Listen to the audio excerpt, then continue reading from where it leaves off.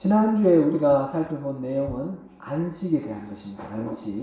안식은 흔히 노동하지 않고 쉬는 거다, 이렇게 이해를 합니다.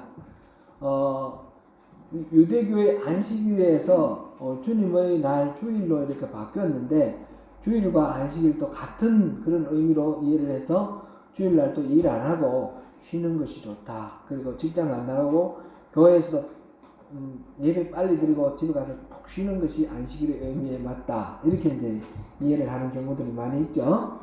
이제 지난주에 우리가 살펴본 거는 단지 일 안 하는 것, 그것이 안식이 아니다 하는 것이었습니다.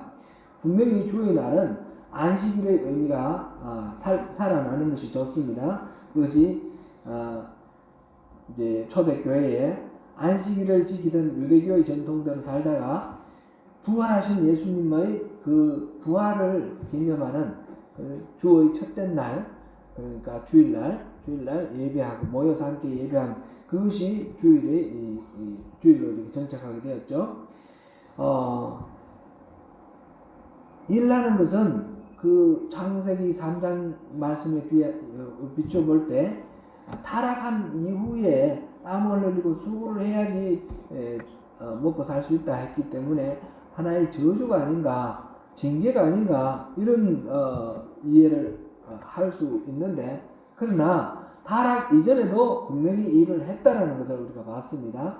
그래서 타락 이전의 노동과 타락 이후의 노동 차이가 무엇인가 우리 생각해 보았는데, 타락 이전의 노동은 하나님의 그 창조 질서 안에서, 하나님 뜻 안에서 하나님이 공급해 주시는 힘과 능력으로 하나님의 계획에 따라서 하나님이 위임해 주신 일을 하는 거였습니다. 그래서 비록 그것이 똑같이 땀 흘리고 하는 것이었지만 전혀 힘들지 않고 하나님 은혜 안에 기쁨으로 드리는 그런 노동이 되었는데, 타락 이후에는 하나님과의 관계가 끊어졌기 때문에 내가 내 힘과 내 능력으로 내 살 길을 찾아가야 하는 그런 일이었기 때문에 고통스럽고 힘든, 같은 노동이지만 이 하나님과의 관계가 있을 때와 없을 때의 차이가 바로 그런 차이가 된다는 것을 우리가 보았고요. 그래서 안식이라는 것은 단순히 노동하지 않는 것, 이걸 말하는 것이 아니라 내가 내 힘으로 하려고 하는 이런 모든 일들을 내려놓고 하나님의 그 질서 안에 들어가는 것, 하나님의 안식 안에 들어가는 겁니다. 하나님의 안식이 뭡니까? 일주일 동안 우주 만물을 창조하시고 제7일에 하나님은 안식하셨다, 이렇게 됐는데, 그 안식은 하나님이 일주일 동안 열심히 일하시기 때문에 피곤해서 쉬신 게 아니라는 거죠. 이 창조가 완벽하기 때문에 완벽한 창조, 더 이상 새로운 창조를 하시지 아니하시고 창조된 하나님이 만드신 이 창조 세계를 관리하고 유지하고 그 생명을 이렇게 북돋는 그런 역할을 한 것, 그것이 바로 제7일 안식일의 의미입니다. 그러므로 안식은 바로 이 하나님의 안식에 들어가는 것. 안식은 노는 것이 아니고 하나님의 만드신 이 창조 세계를 보존하고 유지하고 또 생명력 있게 이렇게 활성화시키는 그런 역할을 하나님이 하시는 그 계획에 우리가 동참해서 있는 것이 바로 안식일의 의미입니다. 그래서 안식일은 그냥 아무 일도 안 하고 쉬는 것이 아니라 하나님을 찬양하며 생명을 살리는 그런 일을 하는 것이 안식일의 참된 의미다, 그랬습니다. 예수님 당시에 이 유대인들이 그냥 하나님이 쉬라고 하신 그 말씀을 오해를 해가지고 아무것도 안 하고 그냥 노는 거라고 생각하고 있다는 것을 깨우치기 위해서 의도적으로 안식일날 일을 많이 하셨습니다. 안식일날 그 38년 된 병자 베데스다 그 연못가에서 있는 그 병자를 일으킨 것도 안식일이었고, 오그라진 사람 18년 동안 오그라져 있는 그 여인을 펴지게 만들어서 병자를 낫게 한 것도 안식일이고, 눈먼 자를 눈뜨게 한 것도 안식일이에요. 안식일날 수많은 사람들의 병을 고쳐주셨습니다. 사람들 보는 앞에서. 그래서 그 유대인들과 제사장 바리새인들, 의사 서기관들이 예수님을 그거 가지고 고발을 하고, 나중에 이제 예수님이 십자가 지신 중요한 이유가 거기에도 있는 것입니다. 예수님은 왜 그렇게 하셨습니까? 안식일의 의미를 바로 알아라는 거죠. 안식의 의미. 우리에게 주어진 것은 안식의 약속입니다. 안식의 약속인데 지금 그리스도가 이 여호수아와 함께 가나안 땅에 들어온 이 사람들이 안식을 누렸다면 다윗이 다시 오늘날 이 마음을 완고하게 하지 마라, 안식에 들어갈 수 없다, 이렇게 말할 리가 없다. 이 말씀을 이 히브리서 기자가 말하면서 이렇게 잘못 왜곡되어서 안식의 약속은 받았지만 누리지 못하는 이 사람들에게 진짜 안식을 누릴 수 있도록 해주신 분이 바로 예수님이시다. 그 예수님 안에서 우리가 참된 안식을 누릴 수 있다. 이게 이제 지난번에 우리가 살펴본 4장의 내용입니다. 이런 안식과 연결되어서 하나님의 하나님의 말씀에 대해서 오늘 함께 살펴봅니다. 이 약속받은 안식이 성취되는 것은 결국은 하나님의 말씀을 우리가 바로 이해하고 그 말씀대로 살 때에 가능하다 하는 것이죠. 하나님의 말씀, 이건 하나님이 직접 선포하시는 말씀도 물론 포함되어 있지만 하나님이 주신 어떤 말씀을 받아가지고 이걸 전하는 말씀도 있고 이 하나님 말씀이라고 표현되어 있어요. 성경에는. 그러니까 바울 사도가 전하는 말, 그건 바울의 말이 아니라 하나님 말씀 이렇게 되어 있어요. 그래서 성경을 우리가 말할 때 히브리서 이거를 저자 이렇게 말을 하기도 하지만 히브리서 저자라고 말하지 않고 히브리서 기자 이렇게 말을 합니다. 바울 사도가 기록한 많은 성경 그들을 예를 들어서 로마서 저자가 바울이다 이렇게 그렇게 말하기도 합니다만은 더 많은 경우에는 로마서의 기자가 바울이다 이렇게 말합니다. 그 말의 의미는 기록은 바울이 했지만 이 말씀은 결국 하나님 주신 말씀이다. 성령의 감동으로 이루어진 성경이다. 그런 의미입니다. 그래서 기록한 사람, 저자는 지은 사람이죠. 지은 사람이 아니라 기록한 사람이다. 이렇게 이해를 합니다. 그래서 하나님의 말씀이라고 할 때는 반드시 하나님이 어떤 방식으로 우리에게 들려주시는 그런 말씀만 말하는 것이 아니라 우리가 서로 나누는 그 중에 하나의 뜻이 담긴 말씀도 포함하는 겁니다. 히브리서 13장 7절을 한번 보겠습니다. 우리 뒤쪽에 히브리서 13장 7절 같이 한번 읽어봅니다. 시작. 하나님의 말씀을 너희에게 일러주고 너희를 인도하던 자들을 생각하며 그들의 행실의 결말을 주의하여 보고 그들의 믿음을 본받으라. 여기서 하나님의 말씀을 너희에게 전해준 사람 누구일까요? 사도들이고 교사들이고 선생님들이죠.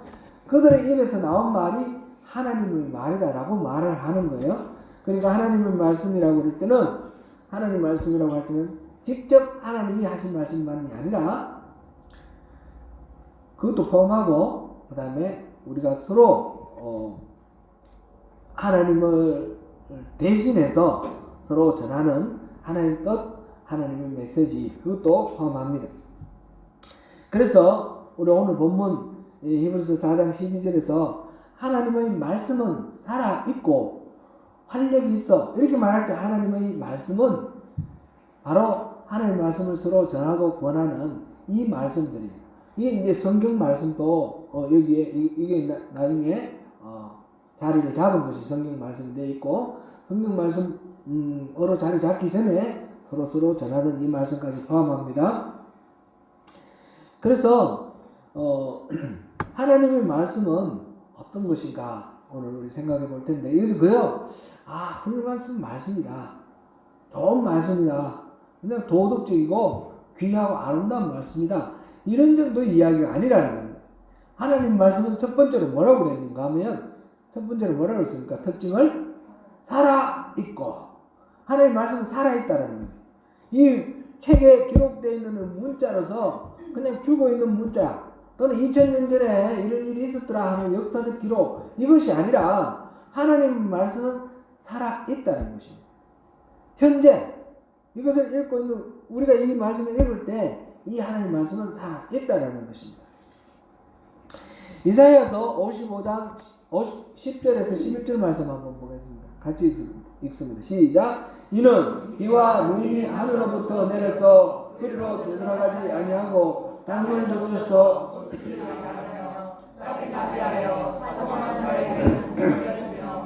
먹는 자에게는 양식을 준 것 같이 내 입에서 나가는 말도 이와 같이 헛되이 내게로 돌아오지 아니하고 나의 기뻐하는 뜻을 이루며 내가 보낸 일에 형통함이니라. 하나님의 말씀, 하나님 입에서 나오는 말씀이라고 그랬는데요. 그 말씀을 듣고 또 서로 전할 때에 그 모든 하나님의 말씀은 헛되이 되돌아가지 않는다. 반드시 싹을 뿌리면 이게 자라가지고 열매를 맺어서 종자도 되고 또 양식도 되는 것처럼 하나님 말씀이 우리에게 종자도 되고 양식도 되는 그런 열매를 맺는다는 것입니다. 우리가 하나님 말씀을 전할 때에 때로는 정말 답답할 때가 있어요. 아무런 일도 일어나지 않고. 목사님들이 이제 간혹가다 그런 말씀 하셔요.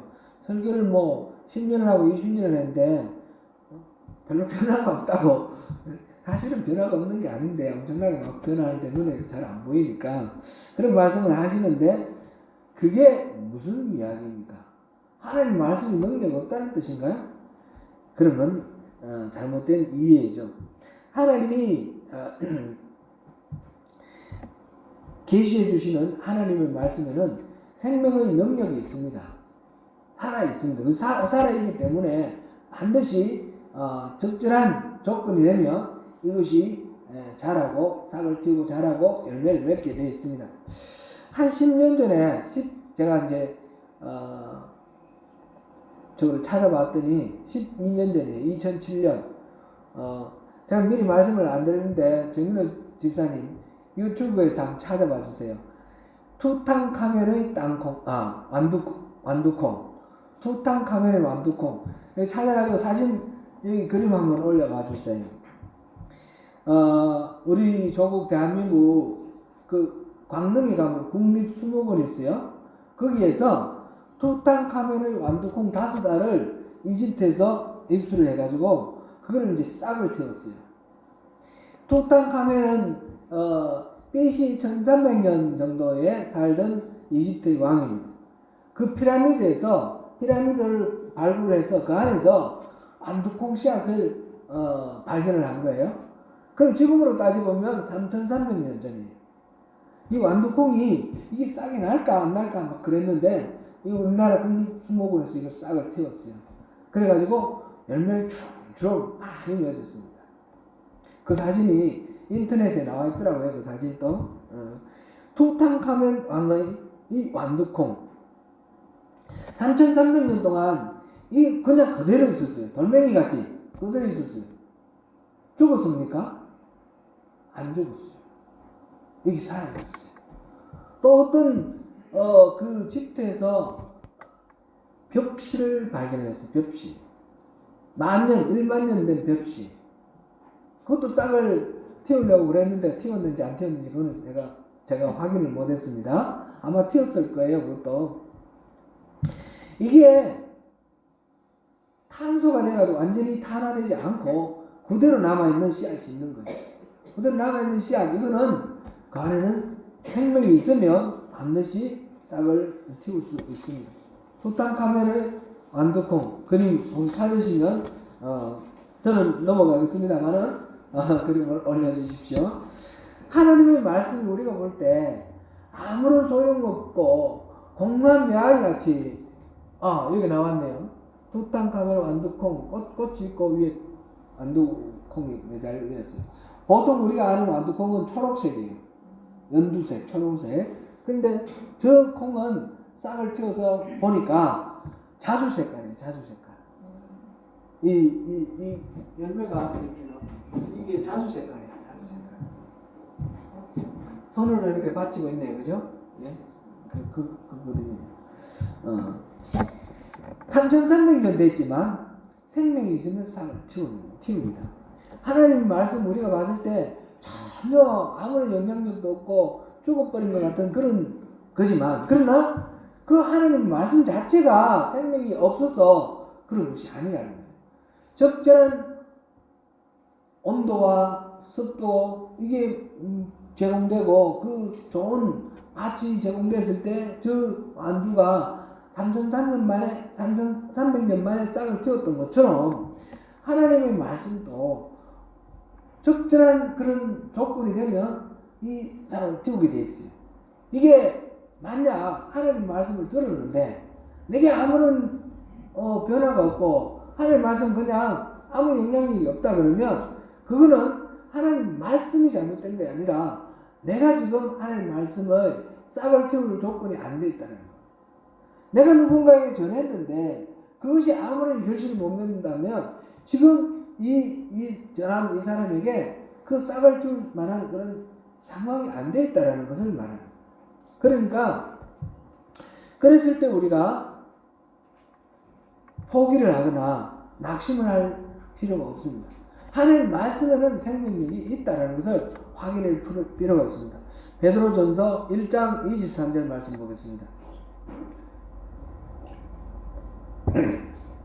같이 읽습니다. 시작. 너희가 거듭난 것은 썩어질 씨로 된 것이 아니요 썩지 아니할 씨로 된 것이니 살아있고 항상 있는 하나님의 말씀으로 되었느니라. 우리가 거듭난 것, 본어게인, 리버스, 이거는 위로부터 생명을 받은 겁니다. 이 땅의 그 육신의 생명 플러스 하나님이 성령으로 우리에게 주신 이 생명은 썩어질 씨가 아니라 하나님 말씀으로부터 주어졌다 그랬어요. 하나님 말씀 그러니까 절대 썩지 않는 씨라는 얘기죠. 그래서 생명을 갖고 있는 그런 씨앗이라는 말씀이죠.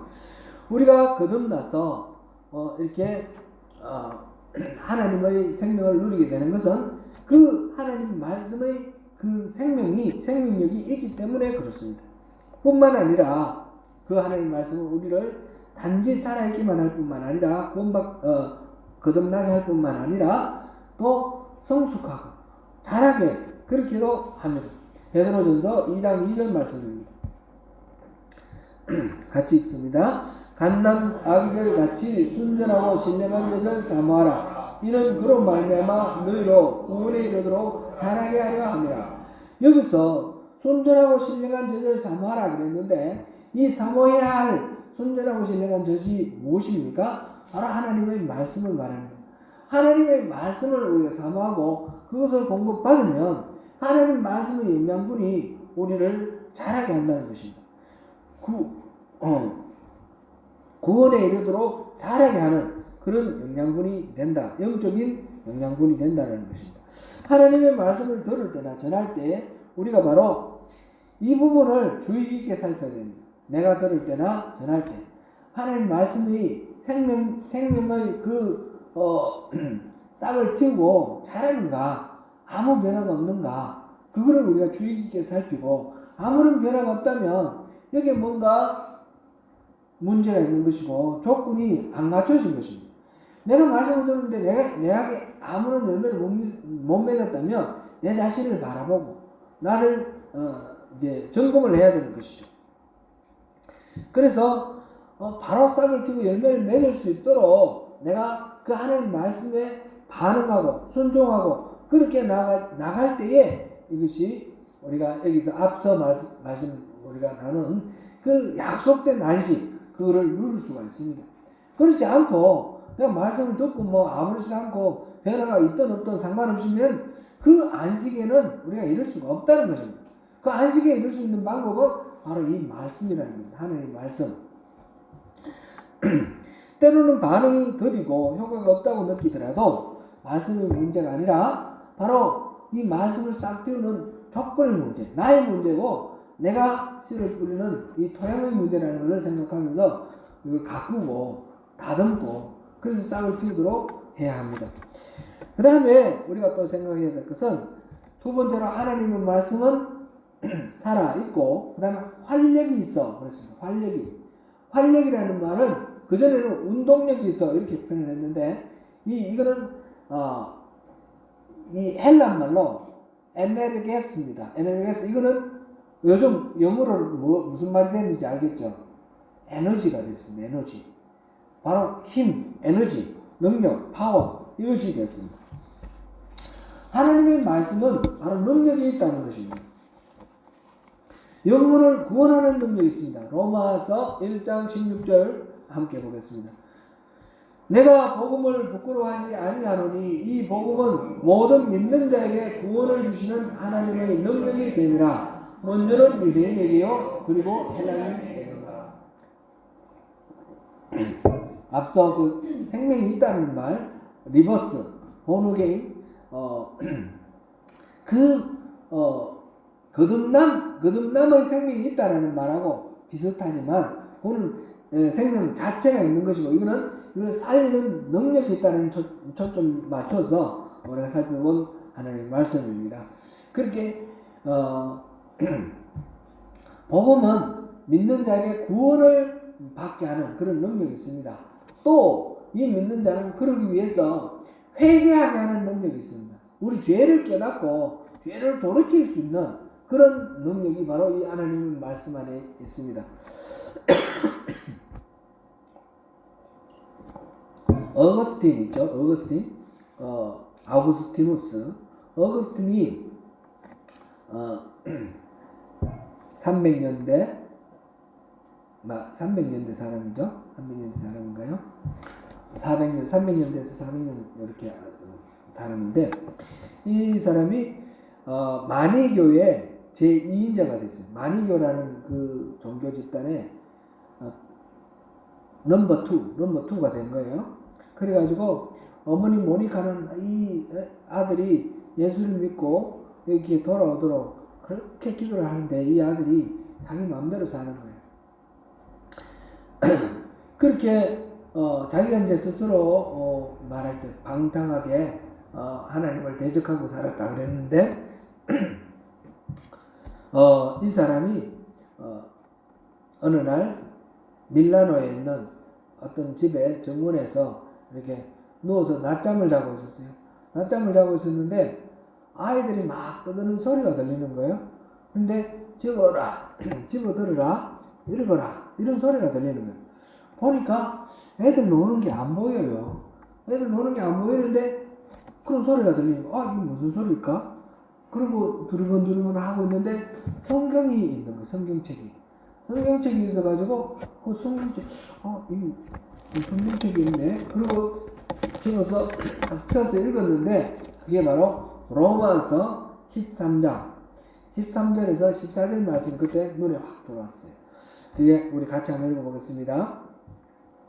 낮에와 같이 단정히 행하고 방탕하거나 술 취하지 말며 음란하거나 호색하지 말며 다투거나 시기하지 말고 오직 주 예수 그리스도로 옷 입고 정욕을 위하여 육신의 일을 도모하지 말라. 이 말씀을 읽으면서 자기 자신의 삶의 전체가 보이는 거예요. 방탕하고 음란하고 아무렇게나 살아가고 있는 자기 자신의 모습을 보고 이렇게 살아서는 안 되겠구나. 그래서 이 사람이 회심을 하고 바로 밀라노의 그 감독에게 가서 세례받고 이 사람이 기독교인으로 됐다고 그렇게 이제 전해집니다. 하나님의 말씀은 이렇게 사람을 근본적으로 새로운 인간으로 만드는 그런 능력이 있습니다.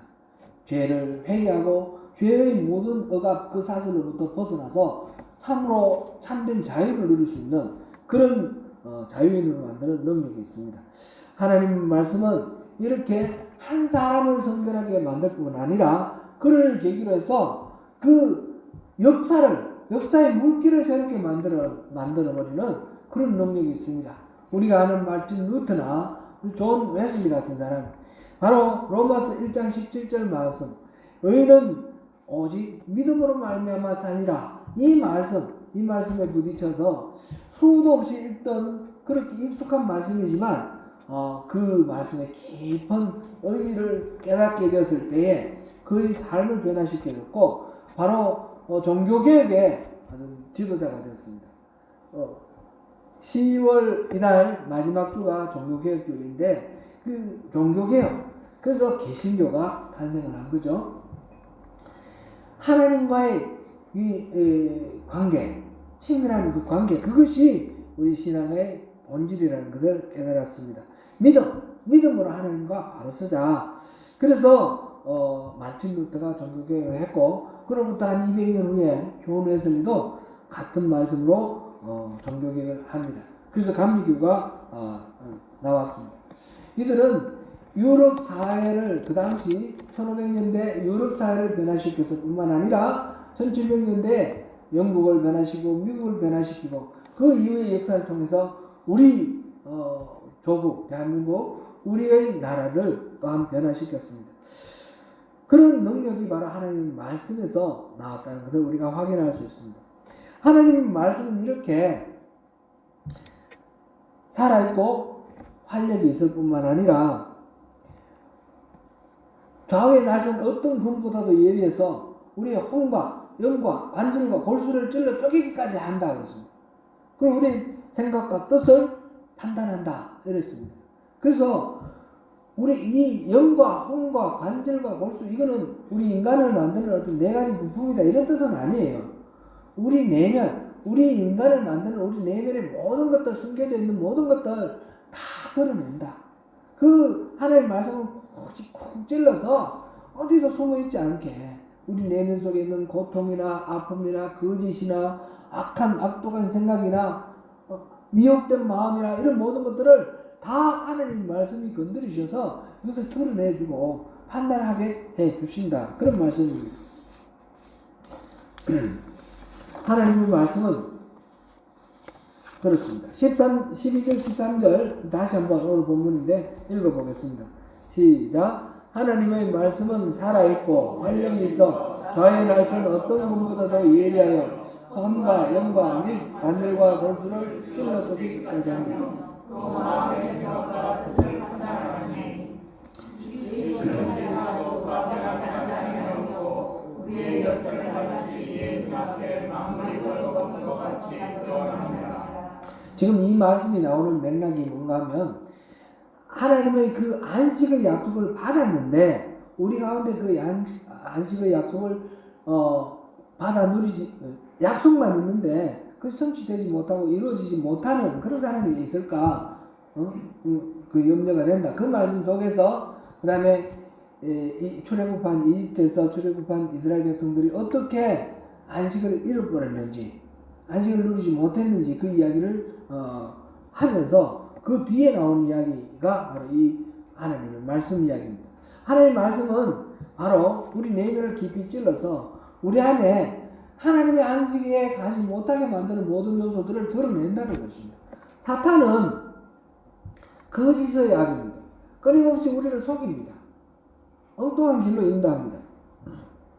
반면에 하나님은 진리의 하나님이십니다.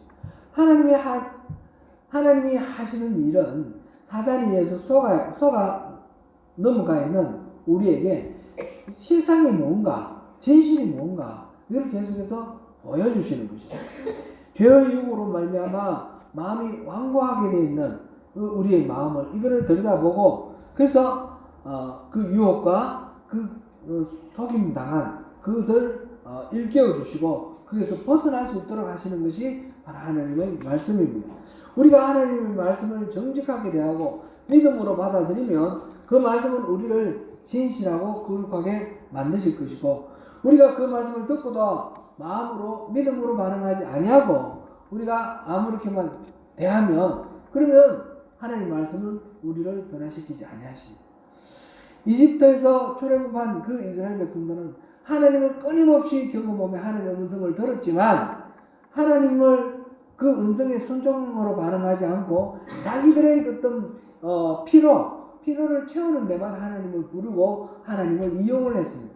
자기중심적으로 그렇게 이용을 해서 결국 하나님은 계속해서 노가 격동해지고 화가 계속해서 쌓여나가는 것입니다. 그래서 하나님의 안식으로는 들어갈 수 없었습니다.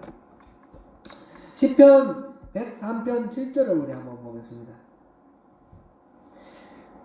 시작. 그의 행위를 모세에게 그의 행사를 이스라엘 자손에게 알리셨다. 여기서 행위를 모세에게 알리셨고 행사를 이스라엘 자손에게 알렸다니까 이 무슨 개혁 한글로는 이 뜻이 잘 이해가 안 돼요.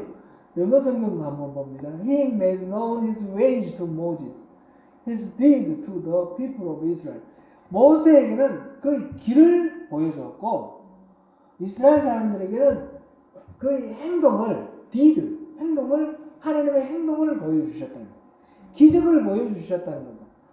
이스라엘 백성들에게는 수많은 기적을 보여주셨고 모세에게는 그 기적 배후에 있는 하나님의 그 방법, way, 그걸 보여주셨어요. 이거는 이제 세 번역인데 세 번역은 더 분명하게 그 뜻을 알 수 있습니다. 한번 읽어봅니다. 같이 읽습니다. 시작. 모세에게 주님의 뜻을 알려주셨고 이스라엘 자손에게 주님의 행적들을 알려주셨다. 하나님이 알려주시지 않아서 몰랐을까요? 하나님 알려주셨는데 못 알았을까요? 하나님이 말씀하시는 비밀은 시크릿가 아니고 미스터리라고 했습니다.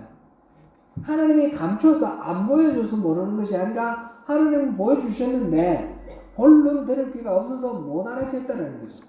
모세는 그것을 알아챘고 이스라엘 사람들은 못 알아챘는 거예요. 하나님은 그 기적을 통해서 하나님의 뜻을 끊임없이 말씀하셨습니다. 나는 이것을 원한다. 독수리 날개로 업어 어디로 데려간다고요? 자기에게로, 하나님 자신에게로. 그게 하나님의 소원이라고 하나님은 말씀하셨어요. 근데 이스라엘 사람들은 끊임없이 요구하는 것이 무엇입니까? 하나님 자신입니까? 아니면 자기가 먹는 음식이나 또는 그런 것들입니까? 자기 편리입니까? 이스라엘 사람들은 끊임없는 자기의 요구들, 그거를 말했습니다. 그러면서 점점 더 자기 욕심이 강해지고 하나님이 채워주면 채워줄수록 더더욱 강해지고 마음은 미혹되어서 완고해졌다는 것입니다. 껍질이 딱딱해지고 그래서 점점 자기중심적인 생각으로 이렇게 흘러가는 겁니다. 그래서 그들은 하나님의 안식을 누리지 못했습니다. 우리가 하나님 나라의 백성으로서 우리가 기억해야 될 것. 우리가 누구입니까? 지난주 우리가 앞으로 제가 이렇게 부르겠습니다. 여러분들도 이렇게 부르시기 바랍니다. 알려드렸는데 우리가 서로 어떻게 불러야 되죠? 함께 하늘의 부르심을 받은 거룩한 형제자매 여러분. 우리는 이만저만한 존재들이 아니에요. 하늘의 부르심을 하나님께서 특별히 우리를 정찍어서 우리를 불러주신 그런 존재들이에요. 그죠? 맞죠? 아니신 분 혹시 있으세요? 저는 아니에요. 그런 분 없으시죠? 함께 하늘의 부르심을 받은 거룩한 형제자매 여러분. 우리가 하나님의 말씀 앞에 순종으로 반응하여서 더욱 순전하게 믿음으로 나아갈 때 하나님께서 약속하신 그 하나님의 안식에 동참하는 저와 여러분 되시기를 축원합니다. 기도하겠습니다.